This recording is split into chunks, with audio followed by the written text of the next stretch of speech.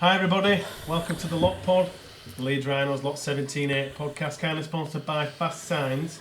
It's time for a Lot Pod special from A&T Headingley with two very, very special guests. It's Eddie and Reese with you tonight. Reese, who's joining us today, my friend? We've got returning guest for the fourth or fifth time now, I think, Rob.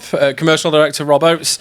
And for the first time, Ian Blease, sporting director, not director of rugby, sporting director. Good evening, guys. How are you both? Good, thank you. Good, yeah, great. Looking forward to this. Yeah, well, we've just been struggling for the last half an hour, so the stress levels are completely high, and top marks ready for getting the sponsor in the Headingley straight away. But yeah, really excited for this. Get in, we're welcoming first time on the pod. Rob, you've been with us loads. Thanks for inviting us down. First of all, Ian, you are the newbie. How have you found things at the Rhinos so far? Yeah, I think I've said previously over the last few months, it's a fantastic club to work for. Everybody's been really welcoming to me and my family as well. Amazing to be here in a great role and job. Hoping I can bring a few things to the club that'll improve us. You brought two today. I brought two. Not just me. Yeah, it's not just me. It's happened for us. Just on your time at the club, like any new job, you go in with conceptions of this is what the job's going to be like, and I think Leeds have got that pedigree and that history that's well known. Has there anything that's like completely surprised you whilst you've been here so far, good or bad, or interesting? I think I saw looking from the outside, which I did for months before, thinking things don't look too great or good.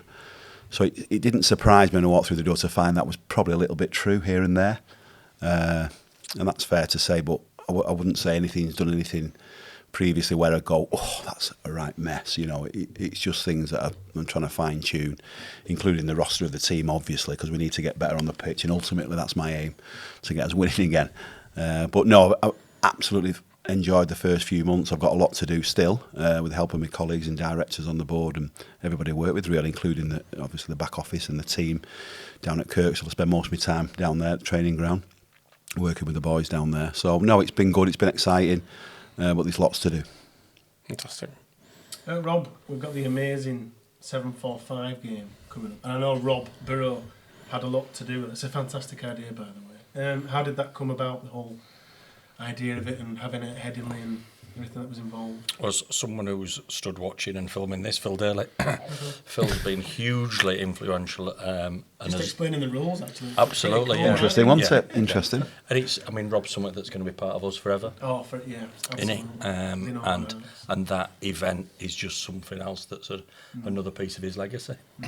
As a concept, people have thought about it, tried it a couple of times, haven't they? But yeah, going to be a massive, fantastic occasion. Some star players with some different rules here at our fantastic stadium, and to raise money for those three absolute diamonds and legends. So yeah, we can't wait. It's a new thing. It's on sale. Have a look at it if you haven't seen it. 745. It's available through the club. All the hospitality's through the club, and it'd be a great event. And Phil Daly's been brilliant with that. It's incredibly early days, sorry, but is it something that potentially could be an annual event? That'd be great, yeah, because I think it'd be an amazing. Absolutely, because that helps, raising our profile of the stadium. Obviously, helps raising money for the MND and Leeds Teaching Hospital. So yeah, let's hope so. Yeah. I think it's just quite an opportune moment as well, just because we on the podcast obviously have without the MND awareness round earlier this in the season, and we as fans have not had the opportunity to thank you guys as a club, Phil especially on camera over there, because that day was a very special day for the club. That period, I thought the club handled it absolutely amazingly, allowed us as fans to pay respects in our own way, allowed everyone to pay their respects, but the game itself was an unbelievable event, and I think just like from me and Eddie and for us Rhinos fans, I just want to thank you all for that, because it was an amazing event, and I haven't been proud of the club. Really, we've had all the success over the last 20 years, but I never was proud as a club I was on that day. And I fell in love with the club a bit again, despite how rubbish of a bit of a season it had been. Sorry, guys. But really did fall in love with the club again. And like for us sat there in it, we were proud too. And again, just to mention him again, Phil Daly and Leanne and Sian spent so much time in the weeks before Rob's passing, and certainly that month after. And how it was handled incredibly sensitively and brilliantly by our team, so we're incredibly proud of that. Phil got Club Man of the Year, and rightly so on the back of it. But that night almost encapsulated everything that's good about us. I thought it was a lovely, lovely night in tragic circumstances in a way. We wish we weren't doing it. But yeah, it was a special night. It really was. When it lived long in the memory on it. When Absolutely. Brody, who didn't know Rob, had never met Rob prior to. Yeah, that's a good point. He didn't know Rob when he was well. His paths hadn't crossed, and was emotional when he'd met him before. Was really emotional. They came round to the memorial on the Tuesday after Rob's passed on the Sunday, and out of them all, Rob met Brody was upset, and I was talking to Jeff and Irene about it, and it struck a chord with him. So that night, you could see that emotion come through, which is good to see, and it's like in a strange way. Yeah, it was a nice night. Quick story about that actually, because I remember watching Brody when he was coming back after he scored the try, and he was totally out of breath. And I know he ran. I would be if I ran that far, but he's fit, and I thought, ooh, he's out of breath a lot. So I said to him after the game, mate, stop celebrating too much. But it was bizarre because he said he had this as he was running. I don't know if he's told the story. I'm sure he won't mind me sharing it with you. He had an out of body experience when he was running with the ball, which I found fascinating when he was telling me. I'm like in the dressing room, he was after, go on. He said I just felt this emotion come over me, and when I scored, he said I can't remember what happened, what I did. It was just I wasn't there. He said, but then I touched down, looked up and saw his mum and dad. Like he said, it was just like amazing. I thought it was a really good piece of, and then Jenna interviewed him, if you remember, after Sky. Yeah. I thought Jenna was really good. I sent Jenna a text. Yeah, She handled it really well because it could have gone either way because he was emotional, wasn't he? no, super. Yeah, But I think him and her handled that interview really well. It was one of the best interviews I'd seen on Sky for a long time. Yeah, genuine. Yeah. Without a doubt. Yeah, we'd like to thank you for that whole period because it was absolutely handled expertly. Ian, you gave us 2 gifts today. Did you, Phil? Is that what you did, Phil? Well Well done, Phil. Well done, Phil. He's getting It's all the almost, rest Phil tonight. should be sat here. Should let it out. it's almost like this podcast was planned without us knowing what was going to happen today. Good timing, As Phil. the news broke early, 6 a.m. we're looking 6 up, a.m, by the way, that the Rhinos have signed Keenan and Paliasia. Apologies for No, that's right. No, that's right, yeah. Oh, nailed it. On a 2-year deal from the Gold Coast Titans. Looks a fantastic player. How did that deal come about then? Ian? Well, Mind breaking it down for us? I mean, I've said, I think for a while now, we'll try and do the right things for the club, and we've been looking. Obviously, we needed some size and presence within the pack, and we've announced Cooper as well today. So it's been a pretty extensive search off the back of obviously the contacts we know, myself and Brad, and we took our time picking it. There was a few other options obviously out there on the table, but it's quite limited at this time of the year because everybody's done the business in May, June, July for next year already. So I've come in and thought it's a difficult time to try and obviously quota spots as well, fill them quota spots. So we certainly saw Keenan a while ago. Cooper's come on the radar over the last few weeks, done our research on him. He played in the state final on Saturday morning, if you saw that, which I was interested in obviously, but I'd watched him previous to all that. So they've both been on our radar for a number of weeks, months even. Took our time, negotiated well on them, and I'm really happy with them both. I think they bring a bit of size and presence to our pack. Good guys coming here for the right reasons, which always interests me. Good human beings as well, on and off the pitch. So yeah, I'm looking forward to seeing the Rhinos shirt. Be good. In terms of the scouting out in Australia, how does that work? Do you have scouts out there that are working for you, or is it yourself and Brad kind of working, or is it a bit of everything? Yeah, a bit of find that player. Bit of everything. I think over the years you just build relationships, don't you, in this game, and I'll always ring somebody up in Australia, various contacts. I went over in, I think 2019 was the last time I was there. I need to go over again and build a bit more. But it's about building them relationships with the agents and then the clubs, because there's a guy at Titans called Ezra Howard, have contacted about Keenan, so I know all about his background and what he likes and doesn't like and stuff like that. So it's about them contacts really.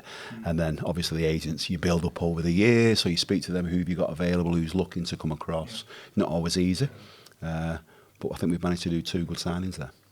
So 2 quota spots in use as well for these 2 signings. Some fans may challenge that you should use a quota spot maybe for someone that's always going to be maybe in your starting 13, and Palace looks like that may be one of those players, but Cooper was described as a rising starter. is all right to sort of to or ask that question around that use of those quota spots and when it goes in your mind, because we already have so many limited ones, and fans will think we should use ones that should be in the 13. So where does Cooper and the use for his quota spot? Yeah, and I guess it's when you speak to him, he played for the Australian schoolboys. He's been in the Newcastle system, and he's been on the periphery of reserve grade. Bizarrely, 3 clubs came in for him after the state final on Saturday. Good job, we got his contract done. So he's really? So you'd watch the state final. Yeah, Brad was panicking, texting me this morning. Have you got? Yeah, I've done his contract last week. You go and he's in London at the moment. Go and enjoy your trip in London. His family's come over. So, but yeah, listen, we want Cooper to get in that first team, don't we? Starting, we do. That's what he's here to do. But I'll never get involved in selection of the team or anything like that. But I've signed him to start. That's that, and he's ambitious. He wants to do that. He wants to get that jersey, and that's what it's about: getting some competition in places now, and making them fight for that shirt. And I think on North Devils' website, it was listed as second row. We've set him as a prop. Is he both? Yeah, he can play a bit of edge as well. But he's if you look at the size of him, he's a middle, isn't he? He's up, but he can play a bit of loose as well. I think same as Keenan. Keenan can play on the edge as well. So we've got a bit of versatility there as well, which is always good. Yeah, absolutely. What made of the signing? 2 signings today, Rob? It's always exciting, isn't it? Yeah. I love it.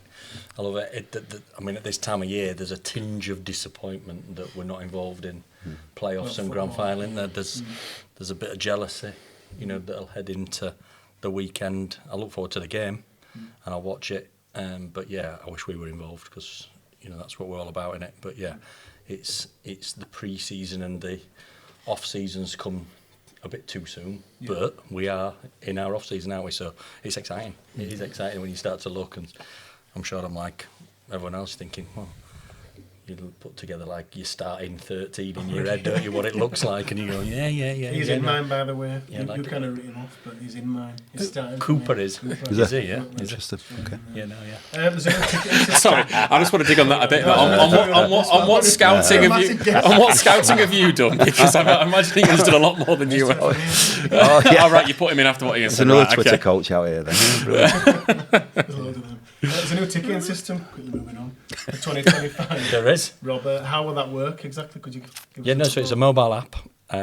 Taken 40 months to sift through. Matt and Sean have done so much work on it. Phil? No, we're not shouting. Something that Phil's not been involved in, actually. So I got the credit on that one. He hasn't been involved a bit, but no, it's mainly Sean and Matt on that, and done a fantastic job. Bit of a beauty parade to see who's the best in show, and 14 months. That's a long process, it does take some time. It's a mobile app, no hidden costs, fan friendly. Go online and have a look. If you haven't already, just go online and have a look. I've been having a play around with it today. I've had an email from the club and had a look. But it'd be like a mobile app. The 100 do it, Wembley do it, all the big venues do it, or this mobile app. So it'd be good, it'd make it easier, and we think it'd be good. Yeah, it will. So it does mean that the cards are going out there, the season ticket cards. And like obviously there's people like my dad who's 87 and hasn't got a mobile phone. So what does he do? Well, he'll have a card. Yeah. So you can still have a card, but anyone who's got an iPhone, off you go. Yeah.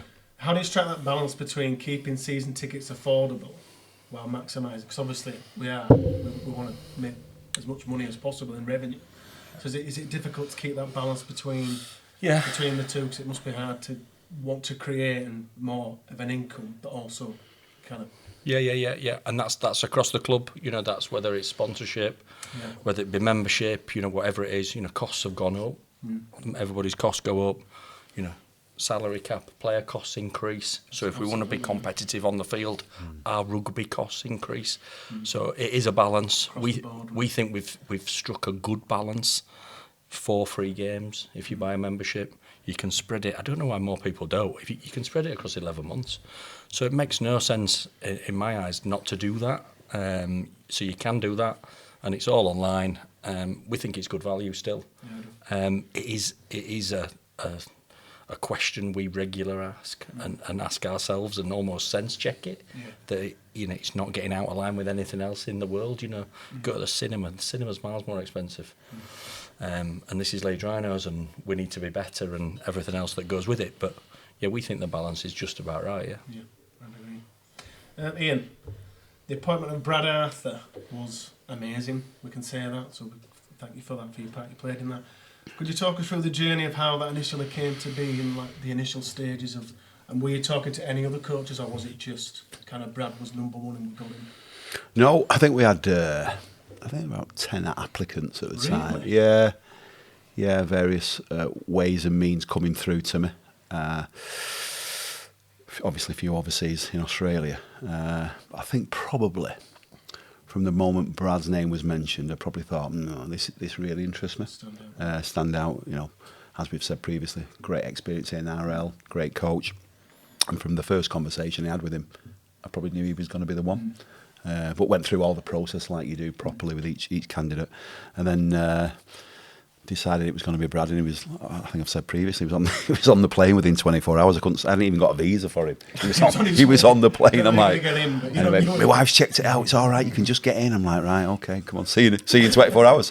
So he was here, arriving at Manchester 24 hours later. But yeah, I think in terms of where we were at the time, I think the appointment was right. He was that man. Saw it very early with him, speaking to him about what he wanted to bring to the club. Just need to keep him a bit longer if we can, but that'll be through discussions. That's one of my questions on here. I'm stealing it before you get it in. That'll be through. Listen, we speak all the time. I've said it again previously. Keep saying that, don't I? But I have. We talk every day and see each other virtually every day. So we'll have them honest conversations about his future. Obviously, he's still got ambitions in the NRL, and I respect that. I do. He's been very open about it. He has, which is what he is. He's an honest and open guy, and we'll have them conversations as we go through the period. So when we originally brought him on, it was on that short-term deal, and when you look at the comms when it comes out, people read it in different ways. Now, I read it as it was almost a bit of a... Come on, one of Phil's comms, wasn't it? It's might have been with Phil's comms. Sorry, Phil. It kind of felt a bit, it was a... But I might have been reading it wrong, almost like, Brad, come see it for yourself, come try it, and if you want to come do it, we want to make it work. But primarily, it would still work for us in a sense that we'd have him for the short term to finish the season. So, am I right in that assessment? It was a bit of a, come on, Brad, try it, and then we can have a chat more differently? Or? Yeah, it was a little bit of me being a bit more cautious as well, making sure it was okay, because it might have not worked out for him, and he had some personal circumstances at the time, and that's one of the reasons why we're still talking. And that has to work out for him and his family. And that's a bit of what it's about as well, which without going into the details. So I sort of like wanted him to come and test it first, see if he liked it, which he did straight away. The boys, as in the players, loved him, engaged with him straight away. He said that previously. They give him that confidence, as I think he said. Got the love and the appetite back for coaching again. That's what I wanted to see out of him, and that happened pretty quickly. And then we managed to extend very easily, very quickly through his agent. And then obviously we are going to discuss a longer term option. Fantastic news. And Rob, you've been here for about 20 odd years now. So how does Brad compare to I'm scared other coaches? You're scared of him? Yeah, scared of him. Yeah, well, everyone is. Ian said, first time I met him, so the reserves were playing Salford here one Saturday. So he says, just are you coming down? I went, well, yeah. Well, I'll introduce you to Brad. I went, all right, then I'll come down. Yeah. Came down and he looked at me and just walked off, didn't he? I went, hi, Brad, you're all right, lovely to see you. I'm like, lovely to see you later. And he just went, yeah, all right. And just went and sat in stand. I'm like that. Me and Ian just went like that. So he's got like an air about him. He's great. He's absolutely fab. You get the feeling from a distance that he'd love to play for him. Yeah. I've said that previously. And he'll tell the players, and he'll call them and give them it. I mean, proper give them it. So that accountability's there. One thing, and again, I don't think you'd mind me telling you, he's so happy here because he can just mooch about. So in Sydney, he can't go out. Oh, see. Can't go out. So he's home, he's training, he's home, he's game, he's home. He don't go out. He can't go out in a cafe in Sydney. He can't because everyone's all over him. But here, no one's got a clue who he is. So with the nicest possible sense, that profile will start to raise. But he's living in city centre, loves it, loves Ilkley and the beautiful scenery that's like on his doorstep. Exactly. just put a house in Ilkley in the deal, and I think we've got it done. He's happy, and he's enjoying it. So he's a great bloke. And to pick up on the scary thing, because when we last game of the season, he did his review, obviously post media, said we're in training. We should have been playing player footy. He sounded incredibly mean about what was to come in pre-season. I'm quite afraid of it, and I'm not taking part of it. Is it going to be as hard as it's coming across, do you think? They've had a taste this week. Last week, really. They finished middle of last week. But, they've had a taste of the Arthur pre-season, which is not a bad thing. And in fact, I bumped into an owner only last week, and he said, I really like what he's doing there in terms of we should be doing that. We should. And it's not about that, really, but it's about just giving the sense of perspective to the players to say, this is what's going to happen when you come back, so stay partially fit. I think we said it was a tone setter. It was, if you're going to be part of this squad next year, good, this is what we're expecting. Because he wanted to do a proper end of season review, which is good, and I've got a booklet like that on it. It's fabulous what he's done. So he's a really, really good coach who's into his detail. As Rob said, he's got that aura around him. But if you play for him, he can be your best pal. And he's got that bit. He's got that really great side of just being a great man manager. Yeah. Which is what I wanted, exactly what I wanted. Somebody who can go up and down the gears and find that level for each individual player, because that's what it's about, is finding the levels for the player to bring the best out of them. How does it work with the younger players? Obviously, we've got Jackson, Phil, Tomic, somewhat Riley, Lum. It's kind of, he took a couple of them in the games. Yeah. Does he work well with them? Yeah, seems to trust them. He does, and that's a big part of what I wanted him, because I know we've got a good youth system coming through the system. Got a lot coming through, even more in the years to come. So I definitely want him to engage in that, which he's done, and he trusts them, and he's got some great ideas. We're doing something. Got to be careful, don't drop Phil in it again. We're doing something. Rock plot exclusive. You can drop it all you want. It's fine. It's just a little shuffling we're doing in the coaching, where I want to put some real emphasis on our youth and our kids and getting them real good coaching throughout the system, because we're spending a lot of money in the youth, and it's a decision that was probably made way before my time. But I look at the spend there. We've got to get the quality of coaching in that group of players, which is what we're going to do now in the pre-season. And is that under 13, 15 level, or are you talking more academy? Academy, scholarship, and even reserves level we want to do. And Brad's seen this and this work in the NRL, so we're going to bring something that he's been used to there by transition. When them players who you mentioned a few names there, Riley, Jack, Alfie. There is, and we've got to look after them, because that's what's coming through next, isn't it? And I want them to get the best coaching possible at the level. Something that Kevin mentioned in one of the Sky Sports, I can't remember which game it was pre-game, but he mentioned... It was a league game, I think. Yeah, he mentioned there is a gap in game time between the academies and not enough reserve rugby, and then in the first team. We've seen Jackie this year, I think it was first 4 appearances, for the first team this year. We want to see the kids and these lads grow as much as possible, but there's not always that... No. There's not always an opportunity. No. People like Alfie Edgell have taken it with their hands this year and have shone through.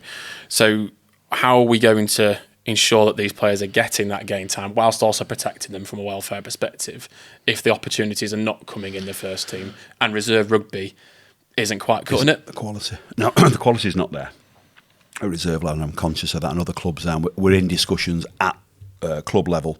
The RFL are trying to find the right pathway for the youth.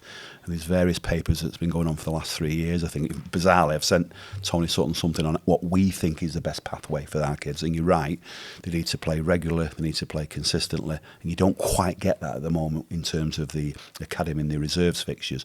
But they do play alternatively. And I'm not saying that's the best, but that's what we've got at the moment. We can't change it for next year, but they're looking to change it the year after.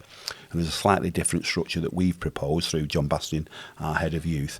But I want to make sure that we do bring our youth through by, as I've said, giving them the best coaching, and then they will get the opportunity. If they're good enough, they will get the opportunity. That's part of their career path, is to make sure that we're delivering the best coaching. They play to the best of their ability, catch the eye of the first team coach, and get in there when they get the opportunity. And Rob, Alfie's taking his opportunity this year. Riley probably took it and unfortunately got injured. Who's next in your sort of expectations of these young players that are coming through? I'm going to say, I don't know why it's on my toes. But Prez Casello was his talked about, and whenever you've seen the 18s play, did he get academy player of the year? He did, yeah, second year. And he's typical. Go on, Rob. He's typical of the player that we're going to try and bring through and give him that right coaching and that right mentality to come through into the first team as and when he's ready. Yeah. and without wanting to put too much pressure on him. That's the other balance, isn't it? You start labelling these, and it's too much for him. And it's like exactly. Labelling things like life. Can you kick goals, Prez? Yeah, exactly. You're both wearing the new merchandise it's really good. Beautiful, isn't it? We really like it. What do you think of the new 2025 Principal shirt? I think it's the best. It's a beauty. It is the beauty. This kind of remake on the 2005. Obviously, last year's was 2004. This kind of retro route. Is it marketable? Is it good for the club? From a fan, the retro look, we're always good for. Is it something that they're going to continue to tap into potentially? Because in terms of successful shirts that Leeds have got, you've got a whole back catalogue of. Of course we have. I mean, it's always the challenge to come up with something new that's traditional. Yeah. Because it's traditional, and there's only one traditional shirt, and it's that look, isn't it? Yeah. And it's like, where does it sit? Where does the band sit? Is it a collar? Isn't it a collar? So, the colours are set. So coming up with something different every year is a challenge. We think the 2025, all the shirts that are going to come out are special. Have you seen them all? Of course I have. He's designed them. Yeah, so we're in a really fortunate position, aren't we? We can see, we work with Oxen, Lee and his team, and me, Phil, Matt, Leanne, Sian, all see it, and we just go through it and have a look at it and just see. Which I'm not saying what colour. If there's we're not saying 2005 World Cup challenge, colour. that yellow jersey needs remaking. Which shirt sold the most this year, out of interest, off the top of your head? Do you know? They all did really well, but the navy. The away shirt? I thought it'd be the Rob shirt. The navy. The Rob shirt. Away from the Rob shirt. Yeah. Oh, right, yeah. That was a special shirt, wasn't it? Yeah. By the way, I've never seen a shirt more in this ground. That was fantastic. That one. On that day, almost Yeah, every that single was- person had that shirt. Yeah. It'd be close actually to see whether navy or Rob shirt. It'd be close. Rob shirt did really, really well. Yeah. But that was in a month. Yeah. Couldn't get enough of them. Yeah. So yeah. Hull KR. It's quite weird mentioning them, but they've announced 2 gigs by Coldplay. Oh Jesus. Is there any way we could get? Who's thrown that one in? Is there something we could? Who's put that on? Nige Chambers. Yeah. We'll accept Metallica. So that I think is the question something is, that we're looking at. the question is, are we Yeah, having yeah. some more events? Because we used to have boxing. No, 100%, and like that I is. just don't know how they've managed that. It's like, look at what we have here. Look at what they have there. Said we've got any dry eyes. I'm off. So I'm sweating. So this is what keeps me up at night, Ed. Coldplay. No. It keeps me up at night because that's on my toes. It's on the commercial department stores to bring events here, to bring concert here, to bring the boxing here. We did that. We got, obviously our wider team then execute it, but we're. Yeah, it's a sore one because we'd agreed. No, it's good, and I can't say too much, but we'd agreed some stuff, and then people gave back word. Yeah, so it is a bit of a sore one with us, and we will bring some concerts here. I can't say when. I think we should can't say when. Yeah, Get me out this hole. Can you go back to rugby? Yeah. From one hole to another. Ask me about tickets. That's because you got notes for that. From one hole to another. Ian, salary caps. We got to manage salary caps. We've seen Gudemond leave early in his contract. I think from the Box 2 podcast and from the Gold members you mentioned about Reece in terms of that he had a value that he wanted for and we weren't able to sort of get there. So are we expecting some more salary cap management to allow us to bring other people in? Are we expecting, will there be some outs that may allow us to bring other people in? Yeah, a lot of questions there. Yeah, it was, wasn't it? Which one do you want to answer? So, and I've said it previously, in terms of Reece, we couldn't quite get there at the time. Didn't know Gudemond was going either at that time. Could have been different. So that happens in this sport. We're governed by a salary cap. We have to adhere to it. There'll be some other things happening, hopefully. I'm looking at Phil with a sly eye again, just thinking about his timetable that he sent me on Sunday night. So we'll look, we'll manoeuvre, we'll try and strengthen the squad. We need some strike on the edge, I think, as well, at competition for places again. And that's on my toes. not Coldplay or Stereophonics.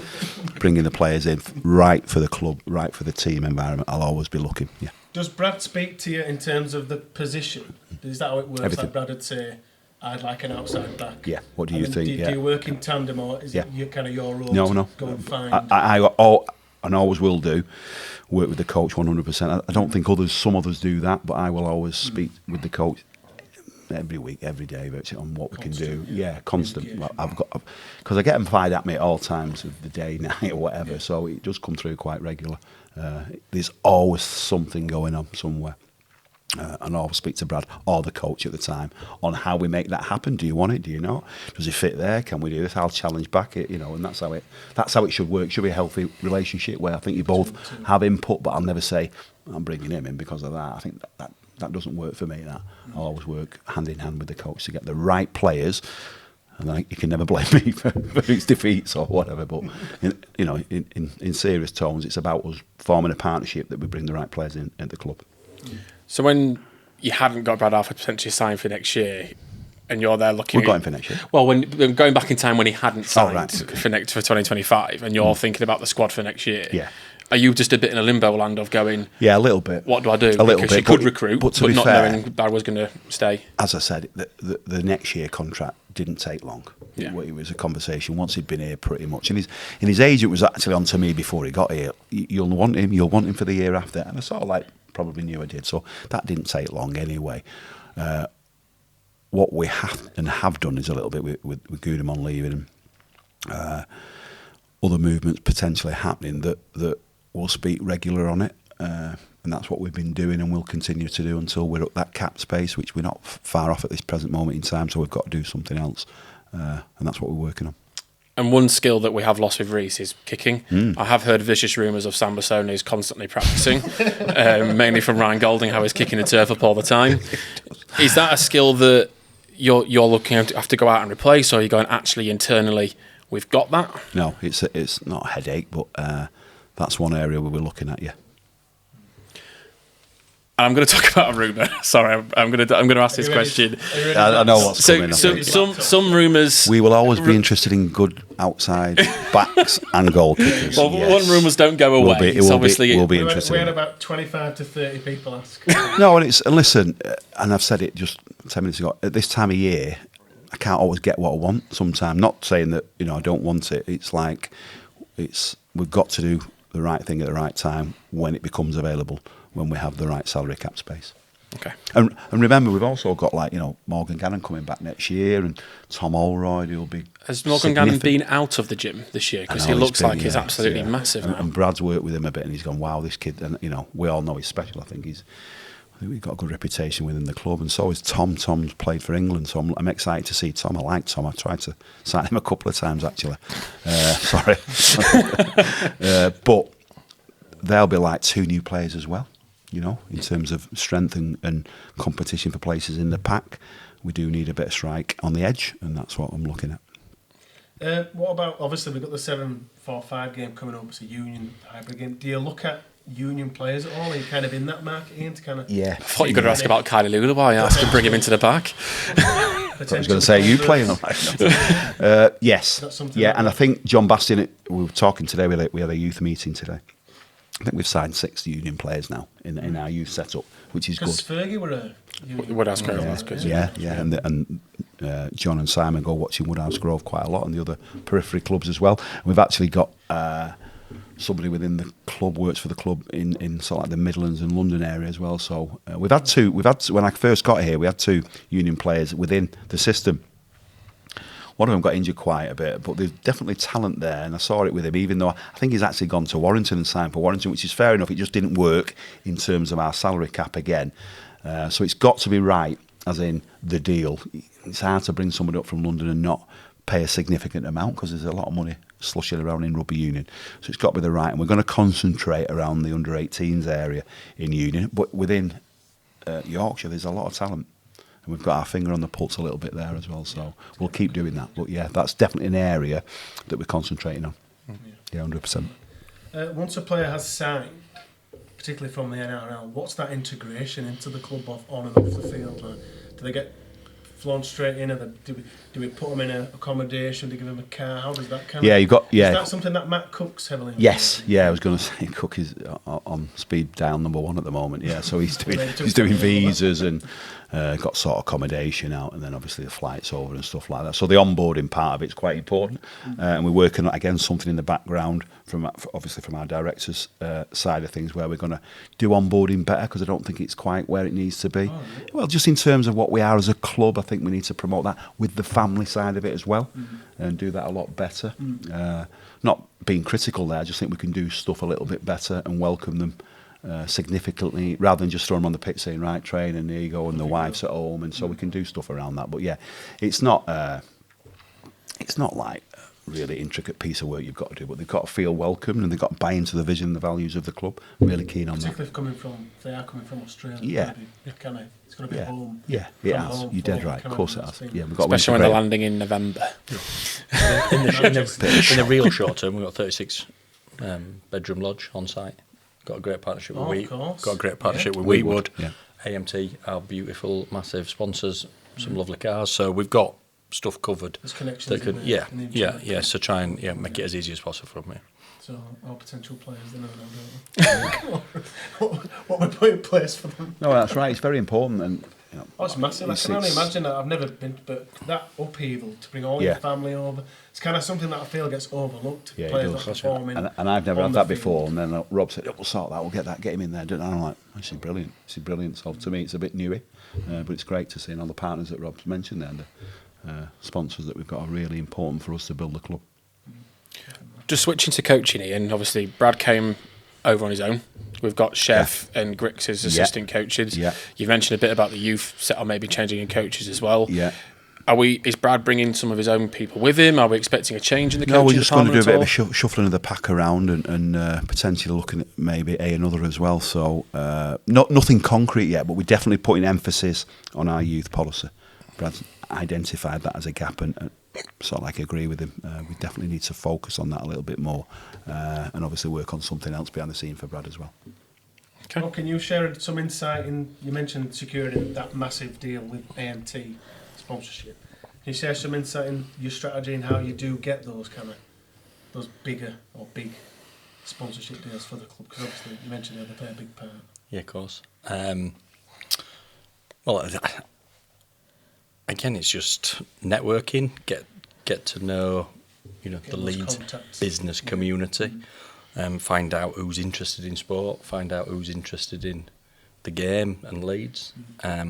To get someone at that level, like AMT, they need to be someone who cares about this place. And Neil McGawley and his son Alex certainly do. So that certainly helped with that one. But just sales in general, it's just looking after people and making sure that people enjoy it here. And they don't have to do it. They don't have to do it. And that, that's something that's never lost on us here. Whether people are spending a couple of grand or, a few $100,000, they don't have to. So, that making them feel part of it, making them feel part of the Rhinos family might sound a bit corny, but that's what we try and do, and that's what, our commercial team and myself and our wider team, our customer experience team, are all about. So, whether you're coming in the South Stand or in the Howard Suite, it wants to be an enjoyable night and experience. So, and that's what we're all about. And then, widen the net. Everyone's always a target. Someone works somewhere, someone knows someone who does, someone will be interested. So it's just a case of, just keep going and keep looking, and the search and the work never stops. Yeah, definitely. We've got Ryan Hall returning next year. I think that was done prior. Done before me, that one. Yeah. Done prior to you. What sort of role is Ryan? Eddie's in love with him. Is he not a good looking man? It's a big thing. What sort of role is Ryan going to be playing in the team next year? And the number 5 shirt's already taken, so I'm not sure what's happening with the number 5 shirt. And that'll be down to Brad to decide upon, but Ryan's going to be a winger. Yeah. No shocks there then, is there? Yeah, number 55. He'll be carrying out a backfield pretty strong as well. He looks good, doesn't he, at the moment? Yeah. Still, I think. I've spoken to him. Yeah, I'm excited for Ryan to come back. I think it's a bit of a homecoming.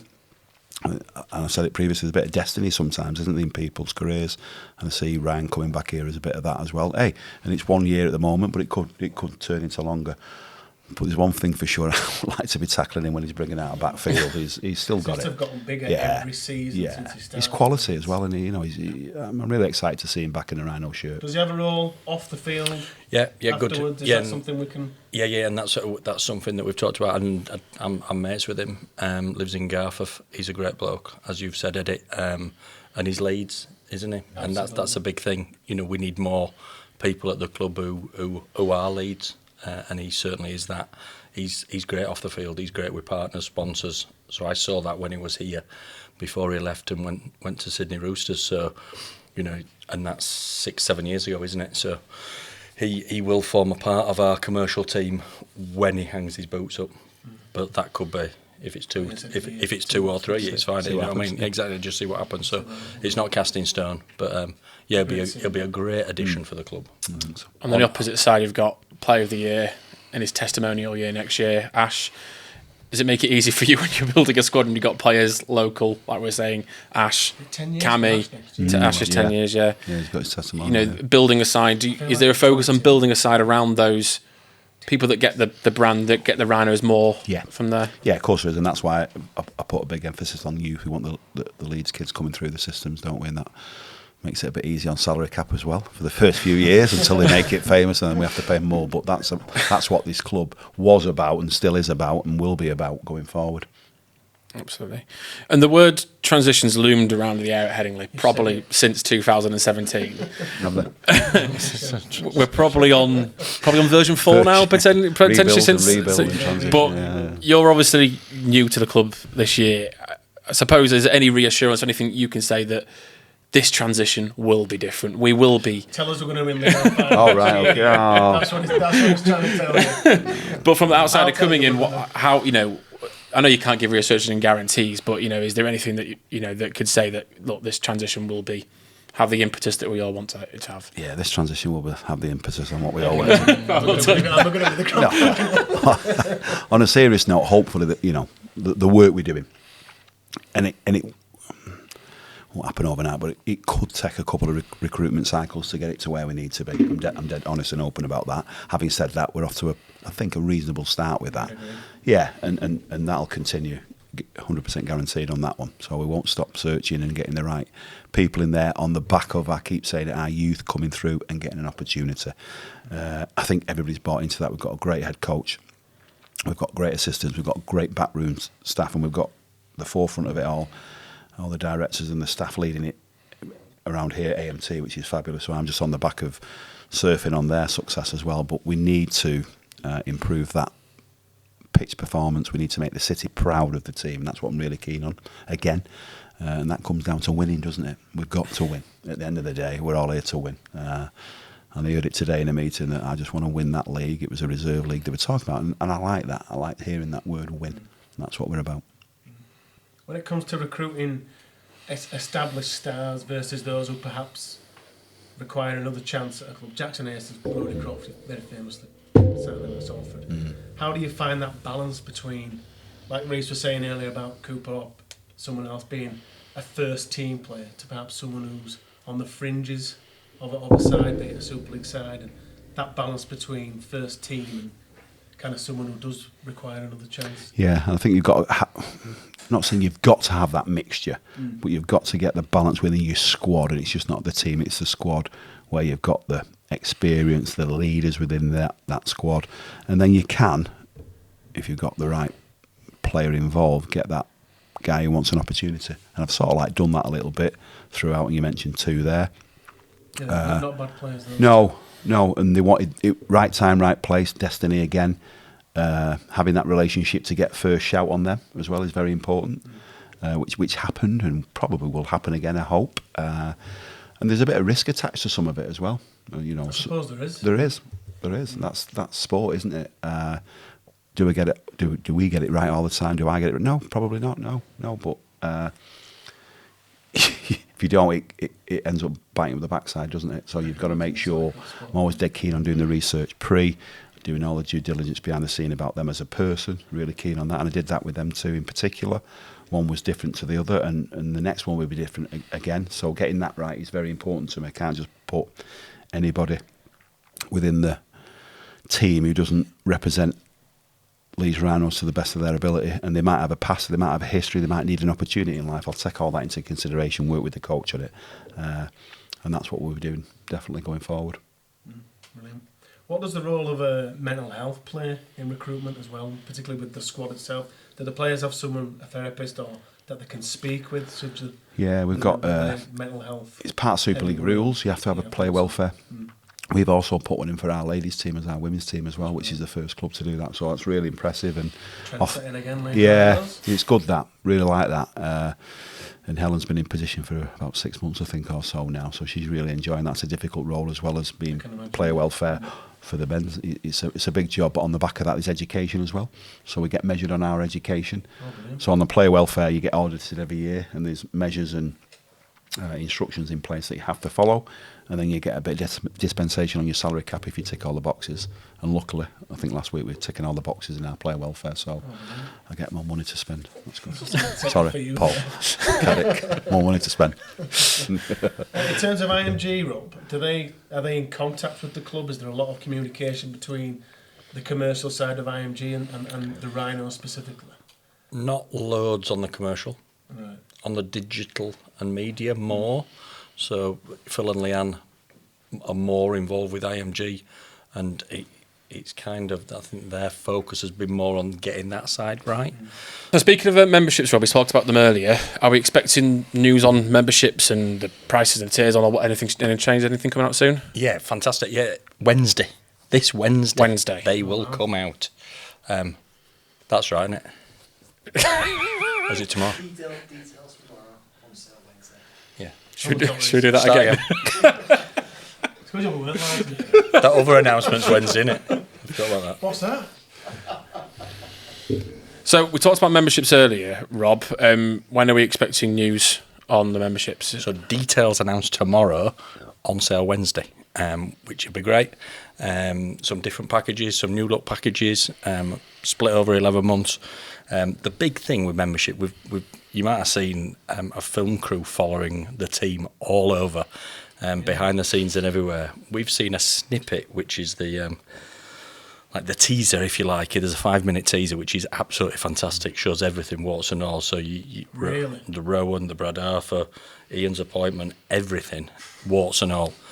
And that's going to be available to buy, but it will be free to members.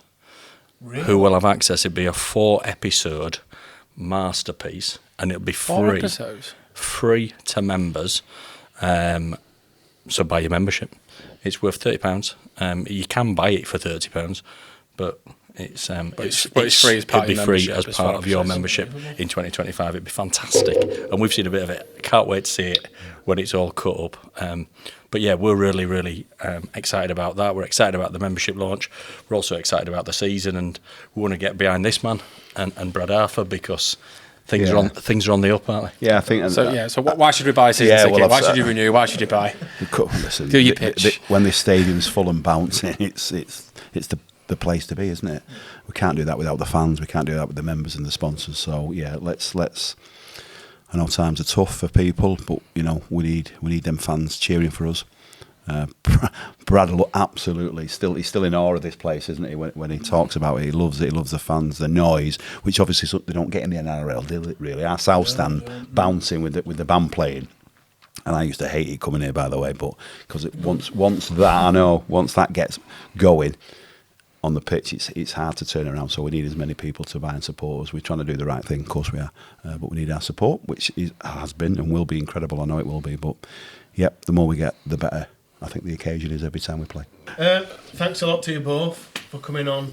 Thanks to everybody for inviting us down. Thanks everybody for watching. Sorry it wasn't live, had a few technical issues. And a huge thank you as well to Ram Media, who helped us set this up. Thanks everybody for watching, and we'll see you next time. Take care.